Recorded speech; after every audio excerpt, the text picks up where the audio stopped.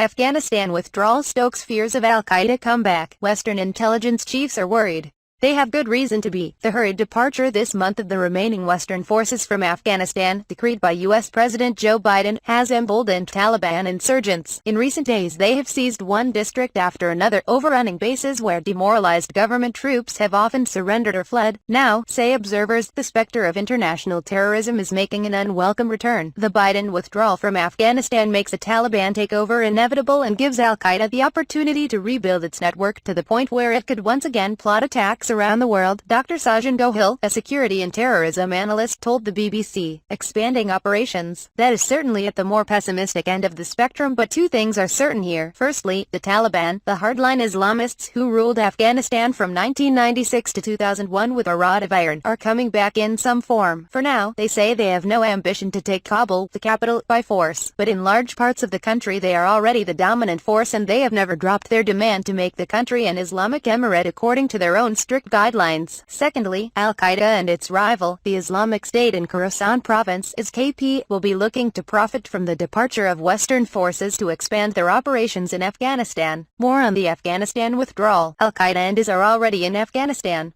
The country is simply too mountainous, the terrain too rugged, for there not to be numerous remote hiding places for these internationally proscribed terror groups to hide away in. But up until now the Afghan Government Intelligence Service, the NDS, working closely with U.S. and other special forces, has been able to partly contain the threat. Attacks and bombings have still taken place, but on countless occasions that we rarely hear about in public, tip-offs by human informants or an intercepted mobile phone call have resulted in swift and effective action by Afghan and Western special forces. Operating from bases inside Afghanistan, they have often been able to react within minutes, landing by helicopter, sometime in the dead of night, catching their enemy by surprise. That is now coming to an end. The threat to Britain will grow. The Taliban have made it clear this week that they expect any Western forces left behind, even those guarding Kabul airport or the U.S. embassy, to be a violation of the Doha deal that commits all U.S. forces to departing by the 11th of September. They have vowed to attack any such remaining forces.